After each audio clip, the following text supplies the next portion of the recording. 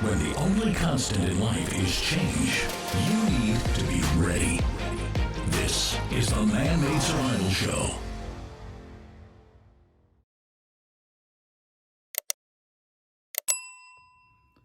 Hello everybody, my name is Jose Prado, Man-Made Survival, and thank you so much for coming back to the channel and getting more updates on things that are going on around the world and how you can prepare for them. I want to thank everybody that has subscribed to the channel, everybody has watched the videos, everybody that has gave me a thumbs up and shared it and commented. Thank you everybody.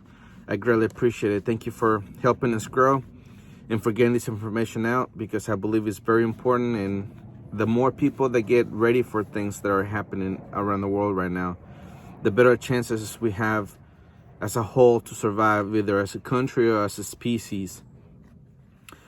So what I want to talk about today is the food shortages that might possibly be coming soon. I already made a video that went into talking about how in the United States the farms are closing. You know, they're having problems with harvesting because of the weather, because it's snowing so much, because it's raining so much. Conditions are too wet. They try to harvest what they can, and even whatever they did harvest is almost not good enough quality to give as food. So things are trickling down, and that's making them go into bankruptcy. If I remember correctly, I think there was 5,000 bankruptcies just last year, as far as farm goes. So that will eventually affect the food chain or the food supply here in the United States. And we also know that China has had a lot of problems with the pigs, with the pork. 1/3 of them were killed by a virus that affected pork. Right now they're having the bird flu, and they already killed over 20,000 chickens. So we also know in Australia that people were culling their cattle because of the drought. And on that information, I want to thank Mr. Chairman for giving me that tip, because I did not know about it, that was going on in Australia. So the headlines that I'm going to give you today are going to talk about this. But first, let's talk about the updated number of coronavirus infected and dead. So far, the infected number of coronavirus are 45,211, and the number of dead is 1,118. And of course, those are the official numbers. A lot of people have been talking about that there's a lot more than that, but we can only go with what they have officially said. But let's get into this. Food fears grows as swarms of locusts reach Uganda and Tanzania. This is from theguardian.com. Massive swarms of locusts sweeping across much of East Africa have reached Uganda and Tanzania, the United Nations has said, threatening millions more people with hunger in an already fragile region.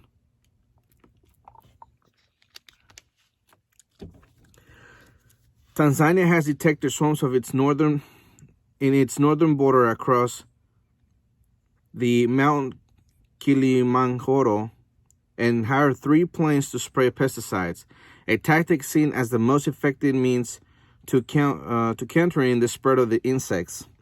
We are using motorized sprays, a drone, and manual sprayers, Stephen Bintwell, the commissioner of the crop protection at the Ministry of Agriculture, said.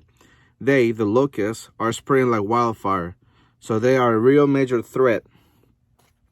The outbreak in East Africa is the most serious in decades and has already devastated crops across a swath of Kenya and Somalia. One especially large swarm in northeastern Kenya measures 37 miles long by 24 miles wide. Even a small swarm of the insects can consume enough food for 35,000 people in a day. And that's just insane. They're saying a small swarm. Now, this is huge. Almost 40 miles long and 25 miles wide. That's a lot of insects, or a lot of locusts. And they can consume the food for 35,000 people in a single day.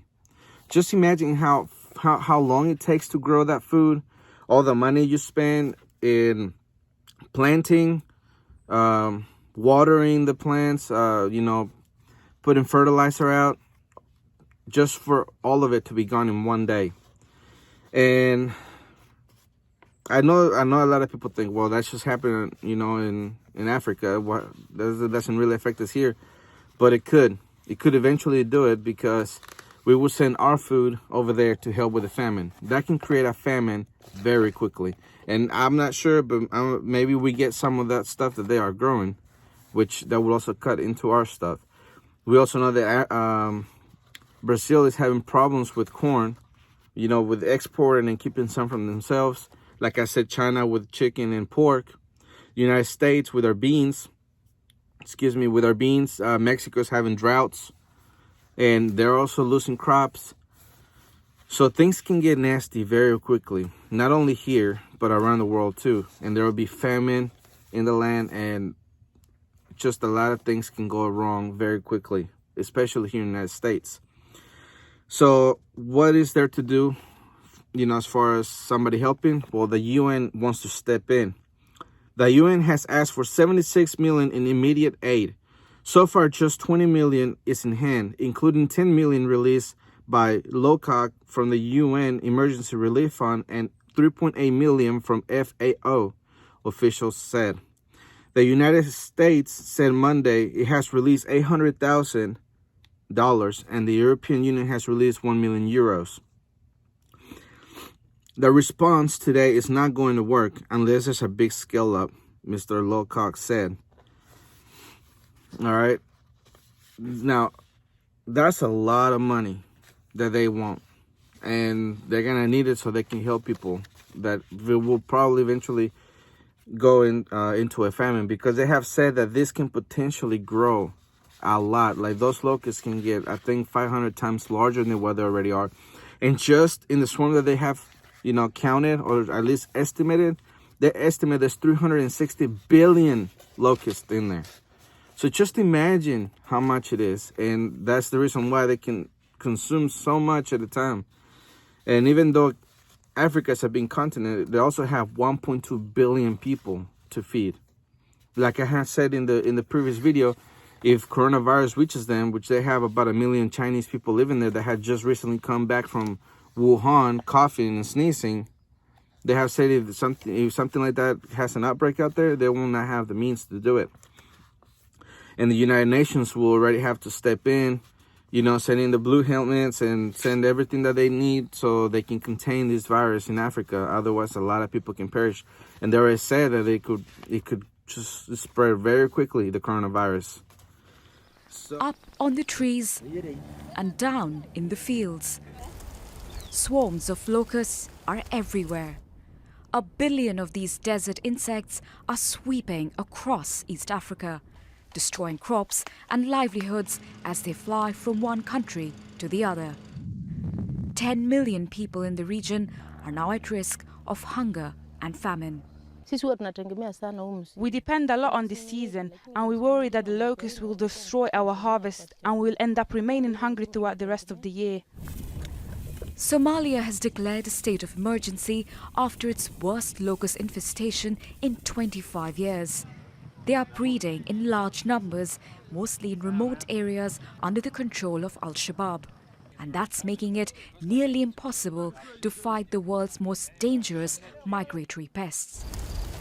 The UN says the most devastating plague of locusts in living memory could be within weeks, if the world doesn't do enough to stop the outbreak. We have about 12 million people who are already in need of humanitarian assistance in terms of food security. So it means what we are afraid is that with the invasion of desert locust that is really in huge numbers, and the quantity of food that these locusts are eating, we think that it will create a further deterioration of the food security situation. Climate experts say an unusual bout of heavy rain in the region and a powerful cyclone in Somalia last year are some of the reasons behind the outbreak. And with more rain predicted in the coming weeks, things are expected to get worse. If the weather conditions prevail and this breeding you're seeing here continues all along northern Somalia, northern Ethiopia, then you'll end up having nearly 500 times the populations that we've already witnessed invading Kenya and parts of southern Ethiopia.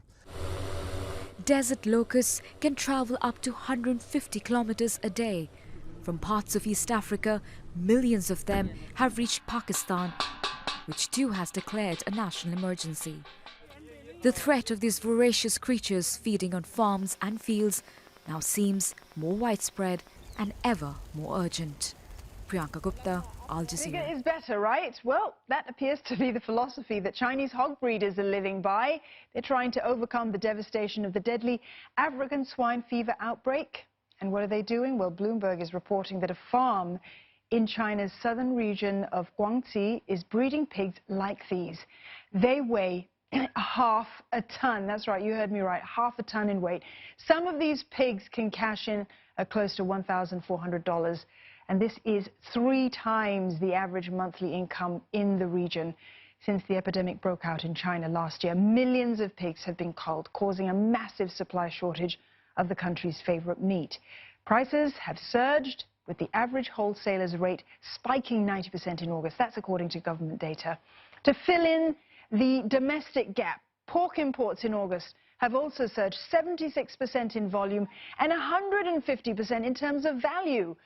And with the pork prices reaching record highs, the government had also urged local farmers to boost production. Another viral outbreak in China. China has confirmed the latest outbreak of the highly pathogenic H5N1 bird flu in Hunan province. On Sunday, China's Ministry of Agriculture and Rural Affairs reported the discovery of an H5N1 cluster on a farm in the province's city of Shaoyang. The incident occurred on a farm with about 7,900 chicken, where 4,500 of the birds have died. Local authorities have responded by culling the infected birds. According to the WHO, H5N1 is an influenza virus that is highly contagious among birds and can cause severe respiratory disease in avians. The virus does not infect people easily, and human-to-human transmission is rare. H5N1 is sensitive to heat, and the WHO recommends thoroughly cooking poultry products, and wild game birds. However, the WHO reports that people associated with close contact with dead or live birds could contract the H5N1, and that the infection is fatal to humans 60% of the time. The WHO warns that the H5N1 can become a serious concern if the pathogen mutates to become more transmissible between humans. So, this is why you gotta take preparedness seriously, because there's a lot of things going on around the world right now. Let's go on to the next one. And like I said, I want to give a shout out to Mr. Chen Min for giving me this information. Australia ranchers forced to cull because of drought. And this is from drovers.com. And I'm going to show this video. Australia, it's also one of the U.S. beef industry's biggest competitors. However, challenging weather is stressing the Australian herd. Hunter Valley in New South Wales, Australia is currently dealing with severe drought as livestock owners fight to save their herds. It's been more than a year since these Hunter Valley pastures saw rain. Farmers now hauling feed to starving cattle as dams and creeks dry up. We've never seen it this bad before. All our paddocks look like this. They have no green feed in them whatsoever. The situation's so dire, some are being forced to cull stock that's too weak to move. It's very depressing to go out to a paddock and find that there's yet another cow who's died. Nowhere is the situation more obvious than at the region's sale barns, where producers are offloading cattle in record numbers. There's going to be long-term repercussions in this area because to get back in is going to be financially really significant.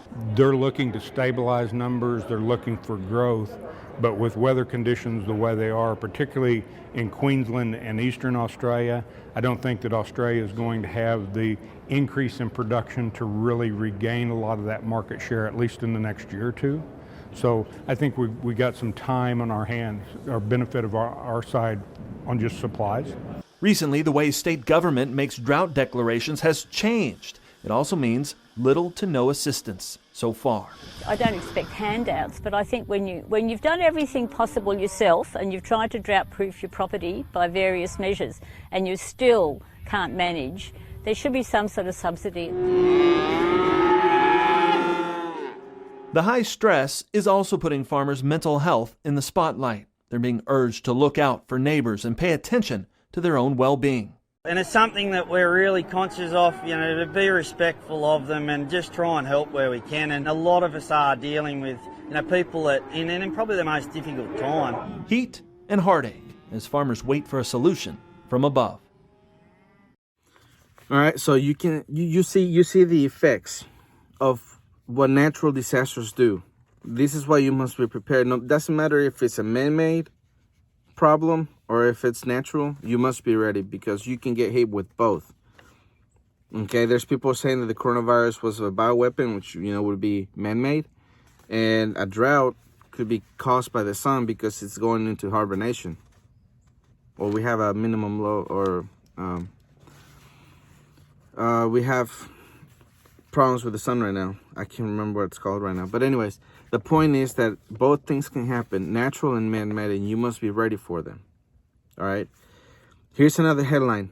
Famine in Africa and the Middle East. Devastating stem rust fungus threatens global staple crop. But genomic solution may finally be on the horizon. This from geneticliteracyproject.org. And even though these people go talk about, GMOs and all that stuff, and I don't know how you may feel about it, a lot of people do not like it because some studies have shown that they give people cancer, Gulf-sized cancer, and you don't want that, of course. But it does say this on there. Wheat helps feed the world. It grows well in temperate climates, and its grains are an excellent source of starch, protein, fiber, B vitamins, and more. Among cereal grains production, wheat is second only to corn. In 2019, farmers were expected to grow about 767 million metric tons of the stuff, according to the Food and Agriculture Organization of the United Nations. Yet, over the past 2 decades, a growing threat has attacked wheat production in Africa, and could in time decimate wheat harvests around the world. The Scrooge, known by the innocuous name UG99. So things happen, and the only way to get rid of this thing right here is by burning it, because if you don't burn it, then, or if you cut it, it can just spread to other fields, it can spread to other crops, wherever it might attach itself to. That's why it has to be burned. So all that would be lost. Imagine losing 767 million metric tons of wheat because of the starch. And that's why it could potentially spark a famine. Now they have they have the locust to worry about, and now they have the rust fungus to worry about also, not including drought, okay, or maybe too much rain, too much snow like we're experiencing in Canada, United States, and Mexico. Mexico's dealing with the drought. Canada, United States dealing with a lot of snow and a lot of wet, a lot of rain. And all of this can be contributed by the sun. Here's another headline. Scientists say sun could hibernate this year, causing a mini ice age. This from ibtimes.sg. Sakova warns that this period of solar minimum, that's the word I was trying to think about earlier, solar minimum, could last for the next 3 decades, which means that the Earth will go through a mini ice age until 2050 or 2050. And she goes, there's a quote, fewer sunspots will be formed on the solar surface and thus less energy and radiation will be emitted towards the planet and the Earth. The reduction in temperature will result in cold weather on Earth, wet and cold summers, cold and wet winters. We will possibly get big frost, as is happening now in Canada, where they have seen temperatures of negative 50 degrees Celsius, says Sakova Express.co.uk reports. Sakova revealed that the ground solar minimum could drastically affect agriculture production on the Earth. And it really could, for all the reasons that we already specified, not including a mini ice age. And usually an ice age the only the equator was warm enough to grow food. But you know, Africa is in the equator, or some of it is in the equator. But if it's hit by locusts and by rust, or you know, the rust fungus, and it's going through the middle of a famine where they cannot produce any food, then what is that going to do to the United States and other countries around the world that may depend on it? Okay, the UN can only help so much, and countries will only give so much before they stop giving and they just focus on their citizens. So this is why you need to be prepared. This is why you need to have storable food. You need to have water. You need to have your preps in place. All right. This is why you need to have those things already in place. So when something happens, you don't have to scramble and try to find something. The same way that we saw the panic we saw in Hong Kong, we saw in Singapore, we saw in China, how people freak out and they panic buy. I don't know if those people ever made it out of their quarantine time, which I highly doubt they have, because a lot of people have been welded into their doors, into their rooms, and there has people reported that people are falling off their building because they're trying to climb down to try to go get more supplies, and these people live in high rises. So you can just imagine just this little slip up with, which people have said that it has happened. You know, now these people are dead. So this is something you got to think about. Right now, you still have time to get prepared. You still have time to not panic. So you need to go ahead and sit down with your loved ones and make a plan on what you should do. And what food you need to buy, you know, how much water you need for everybody. I'm going to make a detailed video on food and water here coming soon. But just on this video, since you're watching this one, you need at least 6 months of food. And you need 1 gallon of water per person per day, because remember, you can only live 3 days without water, which is something that this poster points out. All right. So again, thank you so much for watching the video. I hope you enjoyed it. Please share it. Please get this information out. Let people know that there could very potentially be a famine coming here to the United States, or at least food production shortages could happen here in the United States. Probably this year, maybe next year. I don't know. But the way things are going, things are looking pretty bad right now. And before they get really, really bad, you need to get prepared. Again, thank you. My name is Jose Prado. Always ready.